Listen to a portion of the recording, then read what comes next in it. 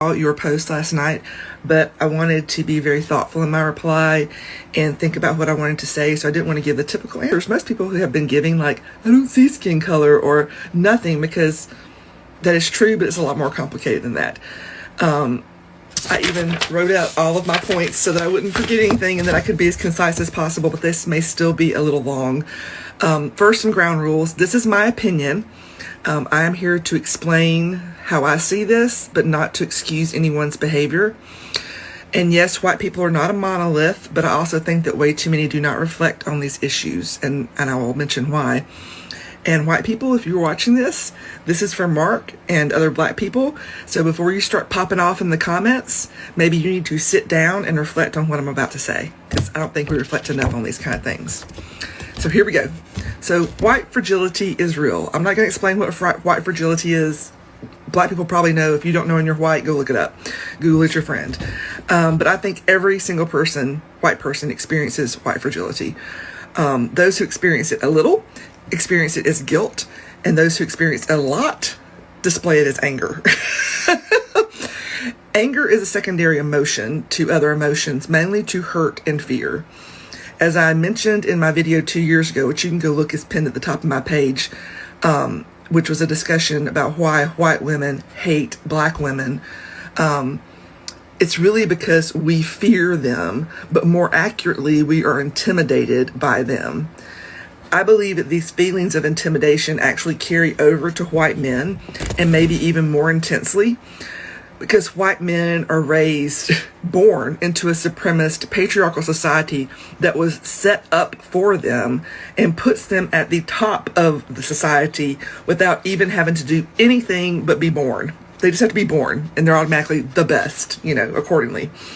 In general, that concept applies to all white people, because our identity starts, and for some of us ends, with the color of our skin.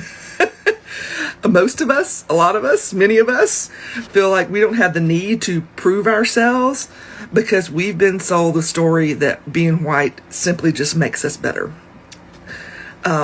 We are unmotivated to educate ourselves, to develop community, to work for our rights. I mean, see what's going on right now in the country. All these white people are giving lip service to, oh, it's so bad, what are we going to do? But nobody's out here organizing. Nobody's doing a damn thing. We all know that black women are the ultimate organizers. White people don't know how to organize. They don't have community. They just know how to complain. And, we just think everything is going to be okay for us, and we're going to come out on top because we're white, because of the color of our skin. So then when we see black people who are educated and have culture and have community. So I'm going to stop her right there because this video is kind of lengthy. It's a 5-minute video.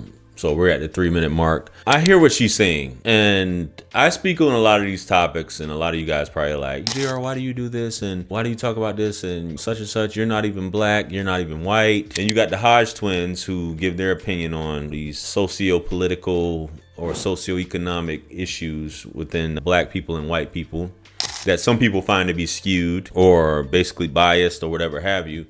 But some of the things she's saying is absolutely true. And black men view things in a certain lens, and everybody of all the different cultures view things through different lenses because everybody has a different experience. But we do know, despite how many people try to erase history, that this country was founded by white men. It was for white men. Constitution was written for white men. And it was a place that white men could be free, prosper, and not have to really answer to the other countries back home and what went wrong there. You could have a new start here and you wouldn't be judged for your religion, creed, whatever have you. And Grant Cardone, he talks about this as well, which is, I get it why white men would feel a certain way, because you came here, whether, you were from aristocracy or you migrated here in the 1800s or early 1900s, that this is a new way of life, and you as the white man were above everyone else, including the black man, because the black man was the slave. He was your footstool. He was there to serve you. The black woman is there to serve you. And this is a place where you wouldn't have to feel bad about it. So being that this person who was once your slave is now your equal is a hard pill to swallow. And the fact that this African American, which is what you created, which is a descendant of a slave, now has equal rights, They are angry. You put Jim Crow in place, you have segregation, stuff like that. Now they're angry, they're combative, which is how the media portrays black folks, right? Black women are angry. Black women always sassing off at white women, and white women are supposed to be scared and afraid and not say anything back to black women. Otherwise, anything they say back to the black woman in general, which this isn't what this is completely about, but you can't say anything to a black woman. A black woman is above criticism. She's above reproach, right? You can't say anything to her.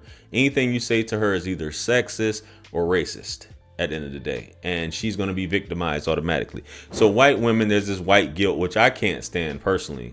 The white guilt, I think it's crazy, it's disingenuous. I think you should just be who you are, and that's just that. But as far as not liking, it's these things where you see something that was once a slave, because you do understand as a white person, and Grant Cardone, I'll plug the video in here, he says that this country is made for the white man, but yet still he's pretty much almost at the bottom when it comes to the earnings. When we get into the Indian, the Asian, who are the top earners in this country, you know what I mean? And the white man is almost at the bottom, not next to the, just slightly above the Hispanic and the black person, right? So it's a hard pill to swallow when you're seeing this person who was once beneath you, that you owned as slaves, right? That served you, who are deemed monkeys, uneducated, and all these other things, to come up and just be educated and have rights and are entitled or equal to you. But let's finish this video, see what else she has to say. Let's go. Besides appropriating that, we realize that we really do have no identity outside of our whiteness, no uniqueness. We have no ties to any heritage. White is a social construct. It's not even really a race. So we hate you because we can't admit that your existence intimidates us, because that requires vulnerability and self-reflection and emotional maturity, which most people in general don't have, and certainly white people, they don't possess that.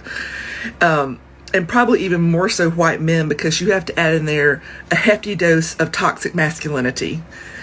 So if we admit that we are intimidated by you, then to us, in our mind, consciously or unconsciously, that would make us weak, or maybe more appropriately, inferior. And that is with odds at what we have been taught. There's a cognitive dissonance there, right? Our whole lives. This also applies to other non-white races, the way we view them.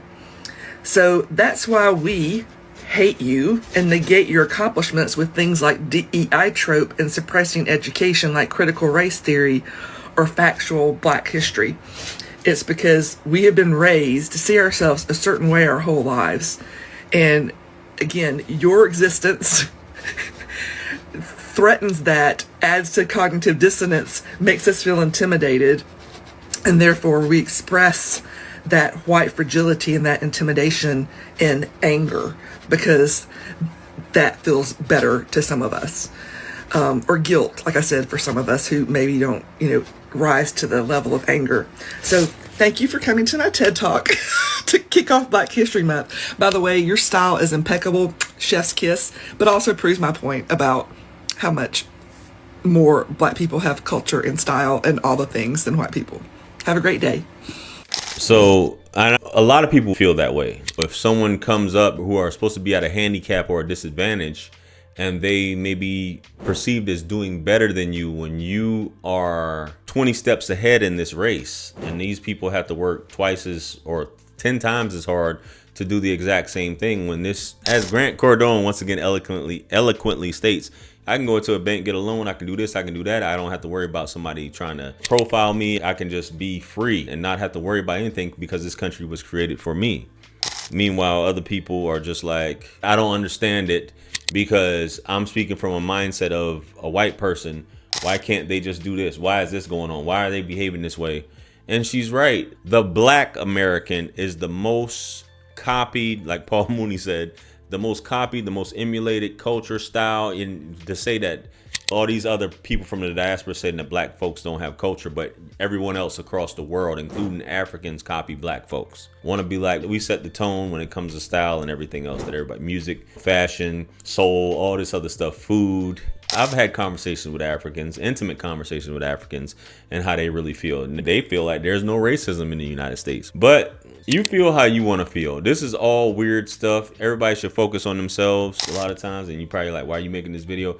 My mother's black, my father's white. I have no attachment to the white experience or can't speak on the white experience, but I have been in the Army. I've seen and I've heard things, and I live in a predominantly white neighborhood. And when I walk down the street or walk outside or whatever, I can see the fear a lot of times. And I'm not even a full-blooded chocolate blue purple black man, as a lot of people like to say, and I still get people walking across the street and are afraid, and it's crazy, man. It's crazy, as if I'm about to steal a purse or rob somebody when I got more money than you 9 times out of 10, man, which is crazy to me. But guys, let me know what you think. Comment below. Like, share, comment, and subscribe. Much blessings and abundance. Stick around for the next videos. It's going to pop up on the screen below.